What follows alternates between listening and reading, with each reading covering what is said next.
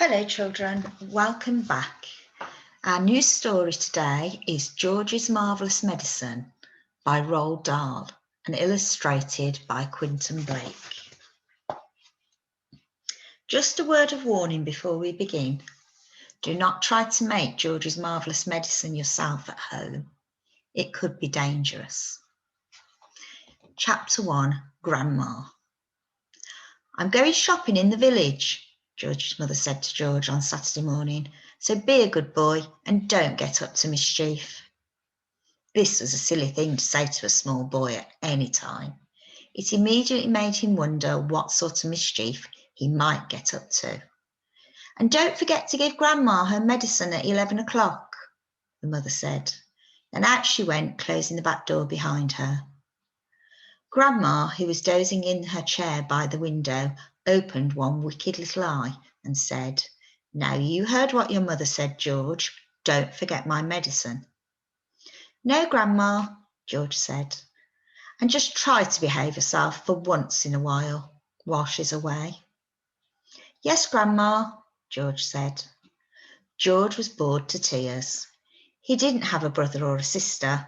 His father was a farmer, and the farm they lived on was miles away from anywhere, so there were never any children to play with. He was tired of staring at pigs and hens and cows and sheep. He was especially tired of having to live in the same house as that grizzly old grunion of a grandma.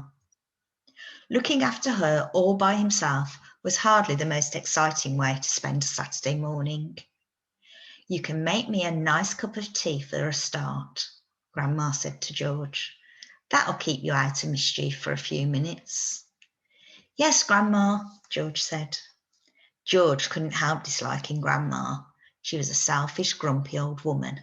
She had pale brown teeth and a small puckered up mouth like a dog's bottom. "How much sugar in your tea today, Grandma?" George asked her. "1 spoon, she said, "and no milk." Most grandmas are lovely, kind, helpful old ladies, but not this one.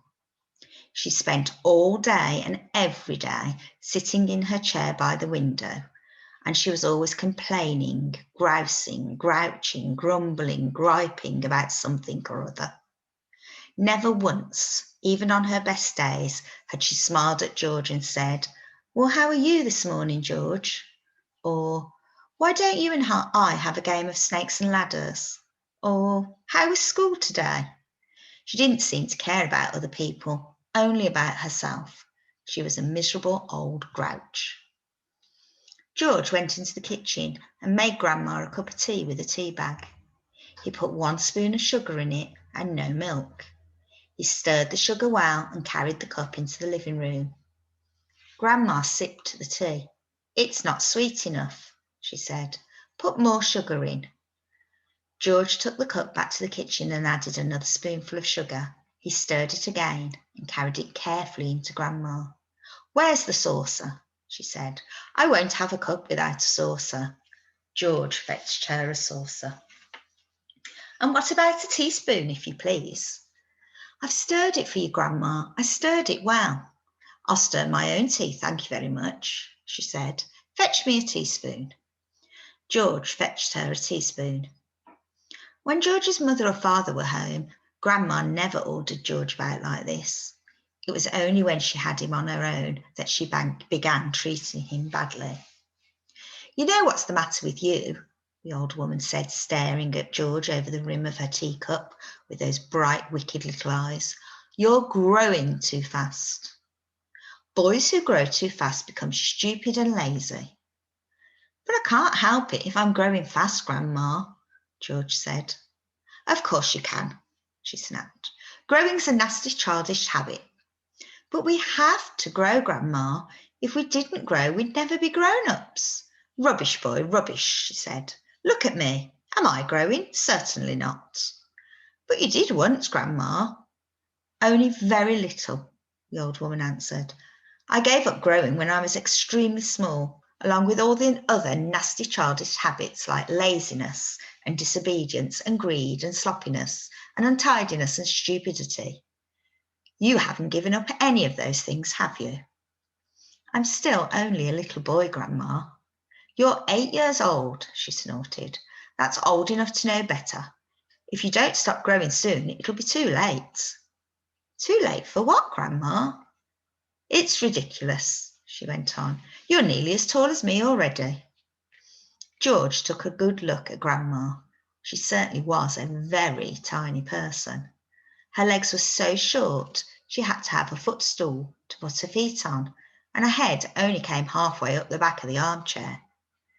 Daddy says it's fine for a man to be tall, George said. Don't listen to your daddy, Grandma said. Listen to me. But how do I stop myself growing? George asked her.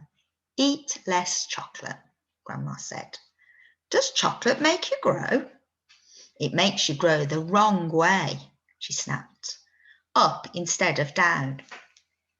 Grandma sipped some tea, but never took her eyes from the little boy who stood before her. Never grow up, she said, always down.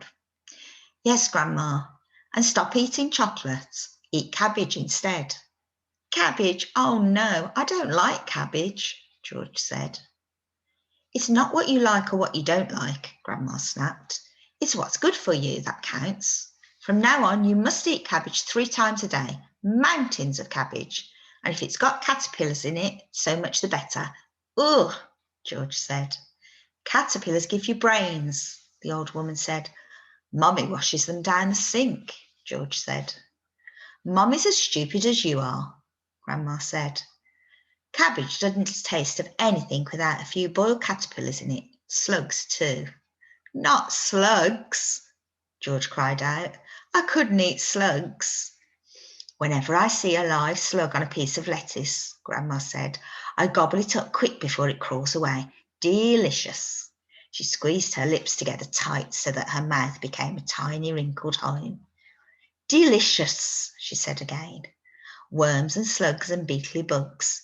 You don't know what's good for you. You're joking, Grandma. I never joke, she said. Beetles are perhaps the best of all. They go crunch. Grandma, that's beastly. The old hag grinned, showing some pale brown teeth. Sometimes, if you're lucky, she said, you get a beetle inside the stem of a stick of celery. That's what I like. Grandma, how could you? You find all sorts of nice things in sticks of raw celery, the old woman went on. Sometimes it's earwigs. I don't want to hear about it, cried George. A big fat earwig is very tasty, Grandma said, licking her lips. But you've got to be very quick, my dear, when you put one of those in your mouth. It has a pair of sharp nippers on its back end, and if it grabs your tongue with those, it never lets go. So you've got to bite the earwig first, chop, chop, before it bites you. George started edging towards the door. He wanted to get as far away as possible from this filthy old woman. You're trying to get away from me, aren't you? She said, pointing a finger straight at George's face. You're trying to get away from Grandma.